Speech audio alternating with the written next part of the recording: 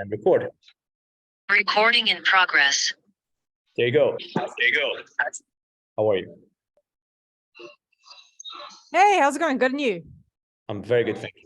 I'm very excited. We have a bunch of people jumping in and listening to us right now, which is pretty cool. We're also recording this one, as this will be shared with our members in regards of our 90-day nutrition and lifestyle Kickstart.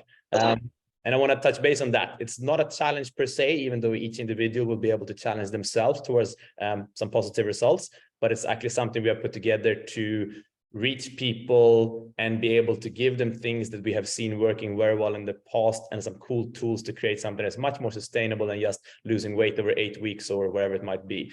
We have some much more powerful things in mind that we believe that we can share with people. So for you guys that don't know, I'm Chris, born and raised in Sweden, which is why I'm speaking funny. I want to keep CrossFit to some degree and hanging out with people, coaching most of our members in the sense of I'm hanging out with the coaches and they're coaching you. Ashley is our nutrition coach. She is working actually in three boxes at the moment, but mainly coming from Somerset West. And she's been helping me setting up these nutrition, different structures that we've been using over the last years. So yeah, that's basically it.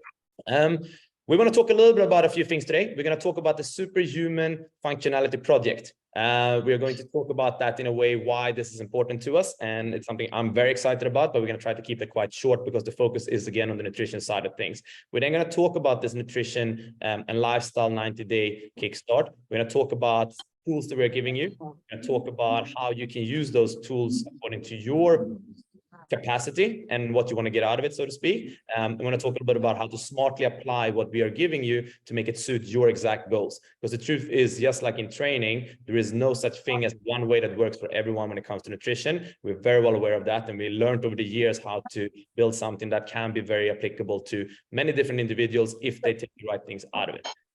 But first, let's talk about the Superhuman Functionality Project, something that I've been excited about building for years, literally years, because I believe that what we do in the gyms is awesome. You know, you come into Cape CrossFit and you see it as a gym where you come in and throw around some heavy weights and do some pull-ups and you get fit. Absolutely works. But there are absolutely, in my opinion, ways of further tailoring what we're doing according to what people can do, want to be able to do, and also shouldn't do. So what the Superhuman Functionality Project is all about is finding each individual's strengths and weaknesses. It's going to be 3 weeks of tests where we are testing raw strength versus gymnastic strength versus one-armed or one-legged strength versus cardio capacity, again, gymnastic skills and strength, and CrossFit capacity. We're going to use different levels to label where someone is on their journey. And we have a specific first level called health, where we're saying that you need to be able to do certain things to consider yourself being a functionally healthy human being. From there on, it keeps on progressing as you get stronger. And the most important thing in this is making sure that you can, hang on a second. I'm just going to see if I can. This will pass. There we go. You will meet other girls. And there we go. Sorry. Sweet. No, most important of this is that you're going to be able to see your own balance in these different areas. So you might be an athlete that can back squat 200 kilos, but you can't jog for 30 minutes, or you can't do a strict pull-up. And even though the back squat of 200 kilos is very impressive, it's not necessarily what we mean when we're talking about a healthy functionality in a human being that can actually live a really, really fun life, because that's exactly what we're trying to get out of Cape CrossFit, essentially. So within all of this, when you're testing yourself, there's going to be a way to put this in our members portal on the webpage, where you get listed according to your different levels, where you can see your imbalances. And then in the program, there's going to be directions that will show you how to use your results. So if you have unilateral imbalances, meaning, for instance, my right arm is much weaker in an upright pull than my left arm is, you're going to be able to address that in the training from time to time. Most of the training classes will still look very similar to what it does today, and we will still guide everyone according to their capacity on the day, but there will be opportunities to use these test markers to spend the next 90 days to build a much more well-rounded physique, which we think is going to make you healthier, meaning less chances of injuries, and be able to perform better as well, because you're going to have that well-roundedness as your base. That's that. Let's talk nutrition, Ash. The 90-day nutrition Kickstart, like I said, is not a weight loss challenge. It's not a challenge where we're just trying to find someone who has the best results or anything like that. It is something where we're actually really excited about giving people tools that they can take with them forever. Talk us through a little bit how the setup of these 90 days is going to look for the different packages that we have. Cool. Amazing. So there's a a couple of options. Well, two options for the nutrition side of the next couple of months. And the first one is going to be very similar to what we've done in the past, right? Where you get weekly emails that gives you a very sustainable, very doable habit with a little bit more background information about why that habit's important. And then the guys would go out and implement those into their daily lives, right? That package also includes the InBody scans. And like you said, it's not just about how much weight you can lose within 90 days, right? It's going to be using those scans that we could guide people appropriately to nutrition choices that support their life and training, really, right?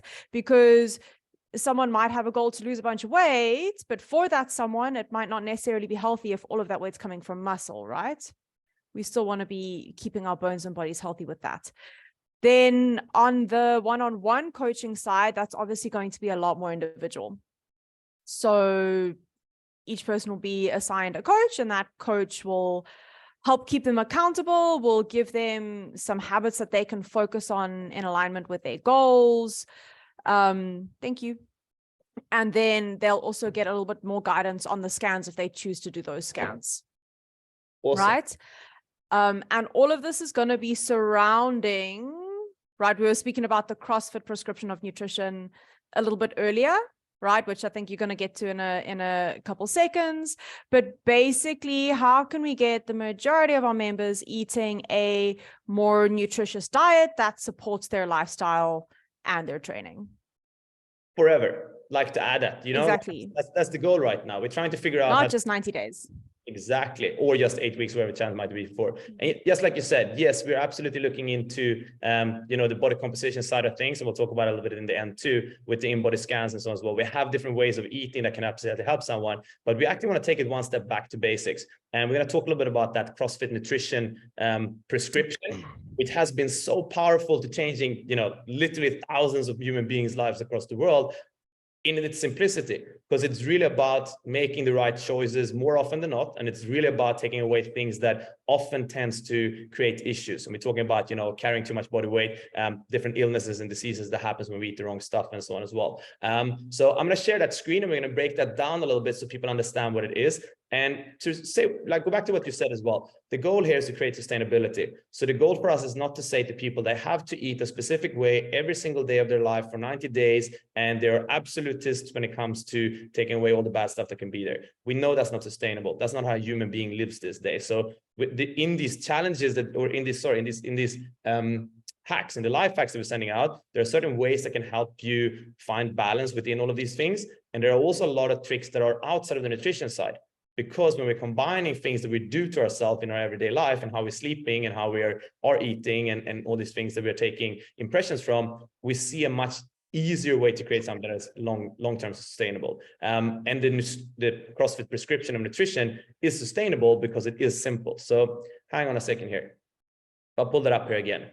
I'm going to leave that there as we speak through it relatively quickly. It comes down to getting the right macronutrients, and macronutrients is protein, fats, and carbs, but it comes to getting it from the right sources, from the right resources, because we know that when we're eating the right stuff, the body really handles it well, and it uses these resources to create, recovery or energy for future workouts, and it creates a system where we have the right amount of body fat and all these kind of things to be able to be as functional as possible as human beings. So if we look at the top, eat meat and vegetables. Now, first of all, if there's anyone that's a vegetarian or a vegan, there are alternate sources to protein. You have to be very mindful, because often such resources comes with added amounts of, for instance, fat or carbs. So you have to probably be very smart with what you're putting into your system. But that said, eat meat and vegetables.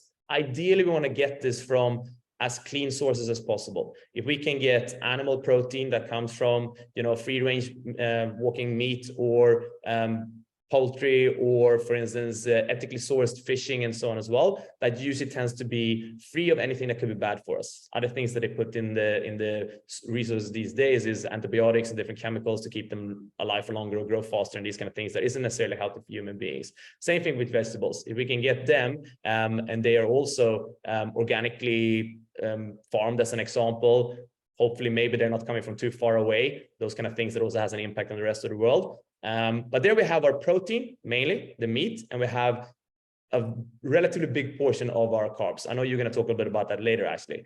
Nuts and seeds, that's our fat resources. And that's where we get healthy fats from that the body uses as energy.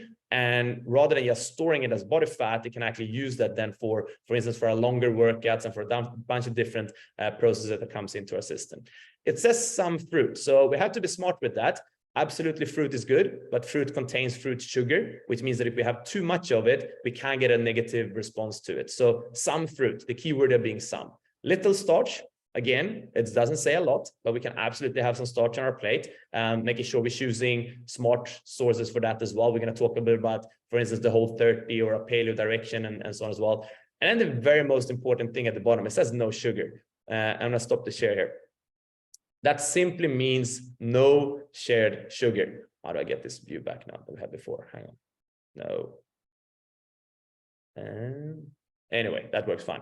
So no sugar. Like, sugar is everywhere around us these days because it is a thing that most people put into different sources to make them taste better. It's the best way to put it, right? So you drink a Coke, it's filled with sugar. You have different like produced meals and they add sugar into it, which unfortunately the body doesn't respond well to.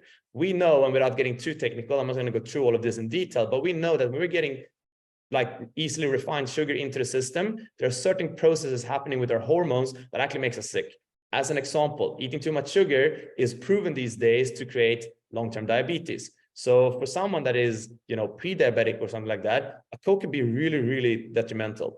And we want to try to figure out how we can use better resources to get carbs in. Sugar is carbs, like getting good carbs in, and how we can then use that into our daily routine of eating so we get the right energy without getting sick. And we may not necessarily always feel that we're getting sick while we're doing it, but what happens inside of the system is with sugar is that, for instance, your insulin levels starts getting affected. Eventually, your insulin sensitivity starts getting affected, which means that you don't respond to the insulin and the body releases more insulin, which again turns into these vicious cycles where there's a lot of diseases among such diabetes that are being caused. I'm talking about diabetes type 2 now as an example. And regardless if it has to go that far, eating the right stuff will not only logically, but it's also proven to keep you healthier for longer, and it will fuel your workouts better. You getting the right type of carbs into your system means that you can use that better when you are working out and therefore getting better results. You will recover quicker. You will have less muscle soreness and these kind of things. So just choosing the right sources, first of all, is so important. And if you're looking at that CrossFit description, we've been sharing it quite a bit lately. It should give you a very easy guidance to make the easiest way to change your personal nutrition into something that is probably much more healthy than 99% of the population are doing, unfortunately, but that's the truth. So, as much as we're going to go into a little bit more depth of how you can use your in-body to create exactly how much you need to eat and different lifestyles that you can choose from, to be even more specific, if you even start just with the CrossFit prescription and you go through this, eat meat and vegetables, you have nuts and seeds, some fruit, little starch, and no sugar whatsoever, as in terms of added sugar, you're doing well. And you're going to have some amazing results over time. We've seen this throughout the years. And I can make one example. Many of you guys probably don't know him, but Jobs, who started Cape CrossFit some 14 years ago himself, was a relatively highly successful beach volleyball player. And he went on and tried the whole 30, where you basically take anything out that could be bad for you. And as he started reintroducing things, we're going to talk about this shortly, he reintroduced milk and realized that it made him really, really sick. For the years that he's been playing as a professional athlete, he was always waking up with a stuffed nose and a cloggy head. He took the milk out, and then for those 30 days, he was feeling amazing and didn't get the same experience. He put it back in and it came back. So he realized that milk is probably not something he should have a lot of in his diet. So that's just one example where, again, taking away the bad stuff can have massive effects. Start with the CrossFit prescription. We say this, and you have tools in your email that is coming today with our 12 habits, how to apply this, but 80-20 is a good rule. That means that 80% of the time we want to have the right stuff there, and if it happens every once in a while steer towards the stuff that is attractive but not the right stuff, it's not going to be the end of the world. However, how you apply 80-20 is important. It doesn't mean that I should have 80% of my plate is healthy and 20% is bad every single meal, because you're going to have those bad effects. It doesn't mean that if I eat 5 times in a day, one meal is bad every day. We have some cool tricks in how you can create, you can use cheat days and other ways of actually creating a smarter balance between good and bad, so to speak, so that you mainly are eating the right stuff, which again is kind of like our message here. So yeah, like, and talking about that quickly before I let you loose in terms of all the different things. What are other things that you've seen in terms of people that have done these maybe simpler changes from your own career as a nutrition coach? Yeah, so it's super interesting because it's always so individual, right? What works really well for one person might not necessarily work well for another. But the principles are all the same, right? The closer we get to people on the scale, if we've got a scale and we've got mostly processed foods here and mostly unprocessed foods here, right? So the whole food kind of nutritional choices on this side, the closer we get people to the side, and it's not 100%, the better they feel overall, right? The better their performance in the gym, the more energy they have, the more they can focus, all of those really cool things that we get from eating a nutritiously dense diet.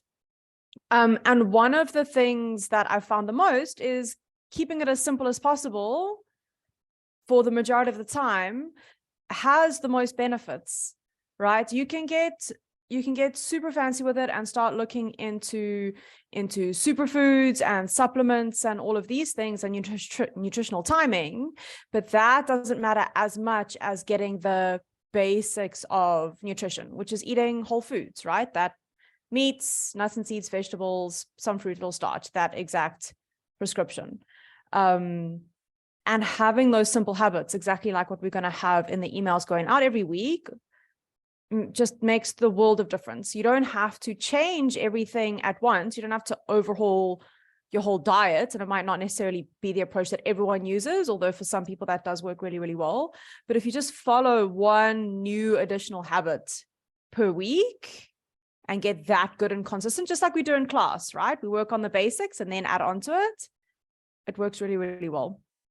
Agree. And then there's some things that you and I spoke about earlier before we started today. It's also like making some things, kind of strictly on yourself and making those biggest, lowest hanging fruits. So if you have 3 cups a day, and you're eating, not necessarily the most well-balanced overall, maybe starting there, taking the Coke out and then just trying to figure out like how to get through with the different tools that we have for that too. And then, like you say, maybe a couple of weeks later, you change another part of your nutrition intake and so on as well. But again, not changing everything at once is a very, very smart trick. And like you said, the simpler things usually tends to work the best.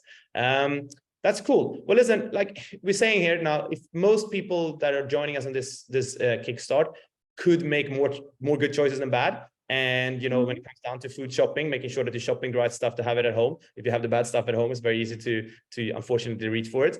I think we're going to have a massive effect, but there are also some tools that we do have with our nutrition lifestyles that we have seen work really well before. So if you can kind of break them down one at a time, I can jump in a little bit here and there. We can talk about what we've seen anecdotally, been working with these different lifestyles, for who it would actually be suitable to potentially use this as a guiding structure in combination with this philosophy of eating more healthy than unhealthy stuff.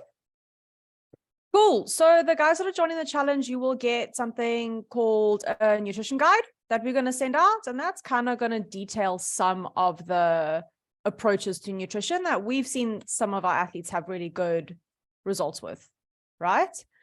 And they're all, if you take a look at all of them, they all have a couple things in common. Main one being eating enough food to support your goals. How much is enough? We can get into detail of that a little bit later. But mostly, again, whole food sources, right? So if we take a look at the approaches that you're going to see in the nutrition guide, one of the first ones we're going to take a look at is Whole30, right? Whole30 is a branch of paleo. So I can explain them both as going back to eating kind of what our ancestors would have eaten, which is minimally processed foods, right? Ancestors wouldn't have gone in and gotten prepackaged oats or, a box of cereal. They would have gone and hunted a cow or whatever. Okay. So it touches in on that, taking it back to the basics there. Whole30, we start getting a little bit more specific with it, right? They have a list of foods that they've shown have some negative effects on people's health with regards to inflammation, like chronic inflammation and stuff like that. So it dives into more detail on that, and they give you a list of foods that you kind of should follow for at least 30 days. They then guide you into how to reintroduce some of those foods that might be having a negative effect, much like yobs with the milk, right? And how to add those in specifically one by one. Because if we go ahead and add all of those things that we've taken out for a month back in at the same time, you're not going to know which one's giving you issues. So Whole30 is really great for people who feel like something that they're eating is just not sitting right with them. It's making their joints hurt. It's maybe giving them a stuffy nose, it's giving them a bit of a skin condition or whatever. Whole30 is great for those people. For people with disordered eating, probably not your best bet, but the coaches can absolutely help guide people towards that. The next one is going to be different ways of weighing and measuring your food.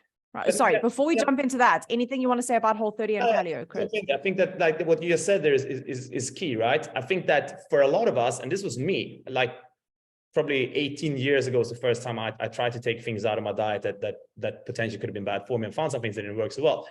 We don't know what it is, and we don't know until we actually start looking at perhaps somewhat of a list or some direction towards what could be bad for me, what I'm actually eating. And for many people, this is a revelation. They like sit down and they write down what they've been eating for the last 3 days, and they look at that versus what could be bad for them. It's like, wow, am I eating that many things? Again, I'm always using the same example, but we've seen so many people just cut out soda, and they'd like dropped the weight that they were looking to drop. They didn't make any real big changes except from that, because they started taking away these things that were bad for them. So I think that, you know, the Whole30 is a really powerful tool. I've always been recommending people to try it out at least once in their life, because they can find some really, really powerful stuff in there for themselves. You know, for some people, it is that they're actually hypersensitive to grains.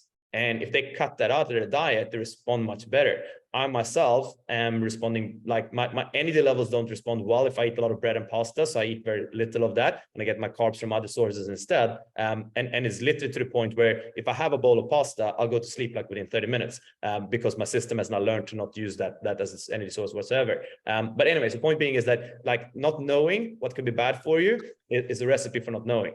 So trying it out will probably help. And we've seen so many people get help by that. That comes back to that CrossFit prescription, I think. For me, that's probably the one that's most connected to it to some degree. It makes it easier to follow that prescription versus the rest of them. If you touch base on them briefly, they are again very specific, and they are very much, they need to be suitable for the person's mindset and lifestyle. Yeah, exactly. Like, you know, for a new mom, as an example, is Whole30 the best bet? That depends on the person, right? So, and the coaches can absolutely help guide with regards to that. Then taking a look at weighing and measuring. Okay, a lot of people would have heard the term counting macros. What does that mean? Basically, that just means that each person has a specific amount of macros, so carbs, proteins, and fats, that they should be eating in order to reach their goals. Now, not everyone has to weigh and measure their food in order to see good results, right? Physically, mentally, emotionally, all of that good stuff. Some people find it really helpful. Counting macros, as in weighing and measuring with your measuring spoon and your scale, that is one way to do it. The zone diet is another way of weighing and measuring. They do a really great job of helping you understand in more real life terms what a portion of food might look like. And then the next one, which is one of my favorites, is actually the hand portion method from Precision Nutrition. Okay, that makes it so easy. You use your hands, right? You don't have to take your weighing tools when you go to your aunt's house for lunch. You just use your hands for that, right? And that might look like a palm of protein, right? My palm and Chris's palm is very different sizes, so it's per person. Okay, a thumb of fat, as an example, cupped handful of carbs, and a fist of veg. And how many of those things each person will have will depend on, you know, their gender, their age, the amount that they train, how active is your job. A person who's sitting all day behind a desk is going to need less calorie intake than a construction worker or, you know, someone who's walking around on their feet all day. So those are the different ways of weighing and measuring your food. And again, you don't necessarily have to measure every gram of rice that you eat in order to see really good results. Exactly. Right. I think also that, you know, like you said there, it absolutely depends on the person, how powerful that could be. For some people, it becomes almost like a, you know, like you're feeling too restricted or too enforcing on keeping track of things. Exactly. What I've seen sort of success with it is that if you have no clue how much you should be eating, it might help you to use one of the 3 you just mentioned for like 3 days. You know, like you get your InBody and it will tell you your basal metabolic rate. And if you take that times your activity level, meaning how often you train, it will tell you how many calories you should eat in a day. And that could be a helpful source for a short period of time, just to make sure, like for me personally, when I do these things, it helps me as making sure I understand exactly how much I need to eat. And I usually don't eat enough. So for me, it's a helpful tool in the right direction there. For someone else, that could be zone, or it could be the precision nutrition hand variations that you mentioned. For many people from there on, if you have a good understanding and then you do another measurement a month later, you will see if you did the right things, essentially. The one category I will mention that I do believe often need to weigh and measure their food is athletes. And athletes that really want to compete on a high level, they need to make sure they are fueling themselves for maximum recovery in between their sessions and of course performance in their sessions. What we have found is that a lot of athletes eat too little. They don't know how much they need to eat, and it's an uncomfortable amount of food often as well. The truth is, however, that if you don't put enough gas in the car, it won't run far enough. And that's exactly the same thing you can think about for someone who's competing at a high level. Often we tend to up their fat intake to get more calories in as well, but it's quite specific. In the email you're getting together with your first InBody, there is a way of weighing and measuring there, or a prescription of how to do this to figure out your exact intake. And you could choose to do that for a few days. And again, we can help you with it if it's needed as well. Yeah, exactly. That taking a few days to kind of see where you're at, whether you're weighing and measuring your food or you're just doing a food journal, for a lot of people can be incredibly insightful, because you think that you're eating enough protein, or you think that you're eating enough of X, or that you're eating only a little bit of Y. But in reality, humans are really bad at remembering what they ate. So yeah, for some people, even just tracking it for a couple of days by writing it down could be super helpful. Absolutely. What else do you have? What other nutrition lifestyles do we have? I think we have 2 that are a little bit specific in terms of IF and keto, right? Exactly, yes. So 2 that we actually get asked about a lot is keto and intermittent fasting. And it's going to go back to what we've been saying this whole time, is it's quite person dependent, right? It's very individual. For one person, intermittent fasting, like for you, Chris, intermittent fasting works really, really well. For someone else, it might not necessarily be the case, but I'll go into the details of it first. So keto is a very low carb, very high fat diet, right? And for some people, it works really, really well. And then intermittent fasting is basically you have a bigger period of time where you're not eating, and you've got a shorter window of where you are eating. So as an example, if someone's going 16-8, which is 16 hours of fasting and then 8 hours of eating, then they would only eat food again at like 11, 12 o'clock, and they would have 8 hours in which to eat. Now, the biggest thing with intermittent fasting is keeping in mind that just because you're having a fasting window doesn't mean that we go away from the rules of whole food. Absolutely. Right? We still want to follow those whole food approaches. And for example, someone as an elite athlete, 8 hours might not be enough time to get all of your calories in.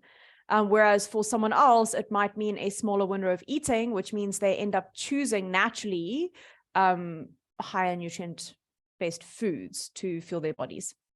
I agree 100%. And I think that it is important to understand that, you know, intermittent fasting for me is perfect because it means I don't have to worry about food the first 8 hours of my day. Like I'm working early in the morning, and then I can have my kids and I go, you know, coach or hang out with someone and so on as well. And it just suits my lifestyle really well. For someone else that always have breakfast with their kids already, as an example, my kids are used to me not eating. I have a coffee next to them and they're super happy with that, but that might be something that's not so great, you know? And you mentioned it as well, athletes. When I was competing, I couldn't. I tried to do intermittent fasting because I actually been doing it for almost like 18 years now, I think. But in certain periods when I was competing, I could not do it anymore. I needed to have more time to eat the right food. I've turned that thing you said about like, cramming the right stuff into a psychology positive thing. I think for me, it's important. I know I need how much energy I need to feel better in my workouts, less sore in my body, and more energy for everything I want to be able to do in a day. So I focus on getting that in during those 8 hours instead of, like you say, filling it with crap. I tend to not want to have any bad stuff in there because it means I get less of the good stuff. So you can kind of turn it around a little bit, I think. And keto, you mentioned it. It's all about eating 0 carbs essentially. I mean, this is very little, 50 grams carbs per day as a max. And I think that one, just to mention it, we have seen success with it. It is usually a very good diet for someone that wants to or needs to lose a lot of weight. So someone that carries a lot of extra weight, often they use this for pre or even diabetic patients as well. They can actually be a big effect on your insulin levels and therefore your ability to lose body fat. So we see people lose a lot of body fat, but be aware there as well that you will most likely also lose some muscle mass because there's not enough carbs to fuel the recovery process and then have energy for the next one. So we often see that people that go with keto, they have a negative loss of weight, but that also turns into some muscles being lost. So if you're worried about your strength and you're trying to get that up at the same time as you want to lose weight, then keto is probably not the best bet. If you have a lot of weight to lose and that is something you want to really focus on for a period, then keto can be amazing. We're seeing some really good results with that too. Yeah, and one of the reasons why keto works, right, because it's so low carb, you have to cut out sugar, right? You have to cut out a lot of the processed foods that we're used to eating because we live such busy lives, right? You're on the road, it's so much easier to grab a croissant or a muffin. But if you go keto, those really aren't options. Absolutely. Absolutely. And I think that's a good way to sum it up. There are a few people here, so we have like 5 minutes left. I'm going to see if we can open up for some questions in a heartbeat. But before I do that, in case we run out of time, like our goal here is very simple. We want to create an army of people that are healthy as all hell, both on the inside from what they're eating and on the outside, I guess we can call it, in terms of what the body can do and what the body feels like. You should bounce out of bed in the morning because you have a lot of energy, because you slept properly, you ate properly, your body's maybe feeling a little bit of sore muscles here and there, but it's not like aching joints because you were training the wrong things at the wrong time or whatever it might be. And the CrossFit prescription is so powerful. If we can get the guys who's now joining us in this Kickstart for 90 days to do this for these 90 days as a majority of their time, we know that there's going to be an army of people that's just, wow, this was amazing. It really worked. And they're going to keep on doing it forever. And myself and many other people throughout the years have had that effect. You try something and maybe you're not even believing it fully. That was me.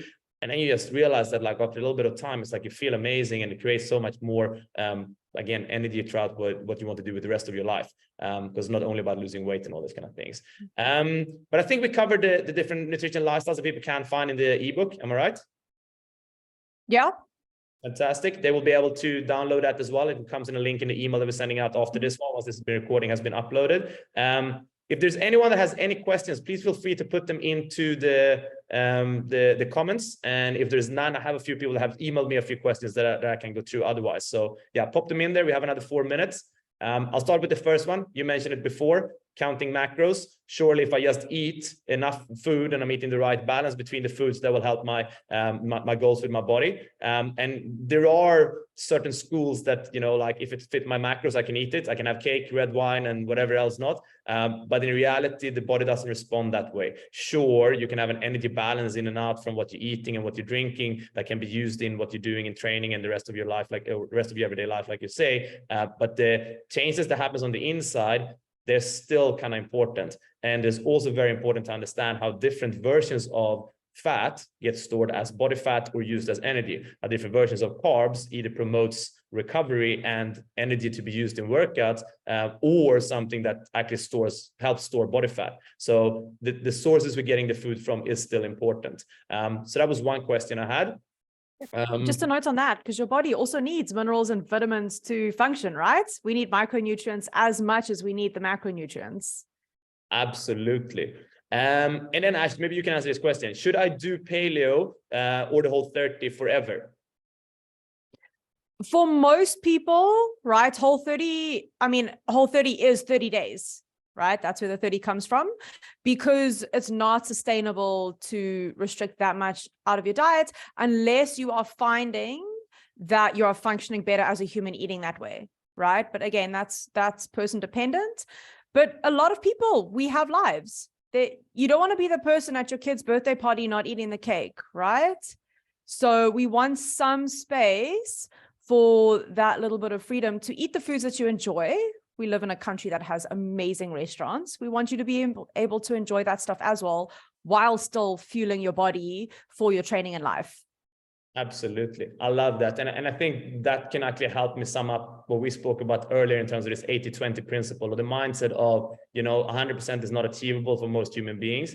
Like we're sending it out in the email that comes out now as well. There's a few things to think about. Number one, how do we create that awareness of a cheat day, if you want to call it that, can be helpful. And we spoke about it. You can write down, when I feel like right now having cake, I can write it down on a piece of paper. And then on Sunday, or Sunday today, but next Sunday then, when is my cheat day, I'll pull up this list. And most likely I'm not going to even want to have a third of what stuff that's on there anymore, because it was just me being hangry, or, in the moment I felt like something, or I saw it at Woolies or whatever it might be, right? So that can help us a lot, and that can restrict in some way how much bad stuff I'm having, so I can guilt-free have some of it. And that also brings us to one of the life hacks that we have about alcohol, which I think we can combine with the kid's birthday party, not the alcohol, but the idea around it. Point being is that with alcohol, we have a pretty cool tool that I was using myself as an athlete, which says that you can have 3 units of alcohol per week. So that's 3 glasses of red wine or 3 beers, wherever it might be. You can choose to have it 1 per night for 3 nights. So you can have it all on a Saturday night if you want to go absolutely crazy. 3 glasses of wine doesn't make it that crazy. What you can do though, is that you notice your best friend's wedding or birthday party, or a kid's birthday party, when we're talking about the nutrition side of things. And you can then say that for the week before and the week after, I'm not going to have anything, so I can go a little bit crazy on that day. We know that human beings, and again, that's kind of like what this whole thing is about. Creating superhumans is not necessarily trying to make you fly and being like an absolutist in everything you do in life. It is much more about creating people that are way above average health, way above average happiness, and way above average capacity to do all the things that we actually can do with our life. And I think we're about to robust people. Exactly. I think we're about to run out of time. If you have any questions, you can email them to us, memberships@capecrossfit.com, chris@capecrossfit.com,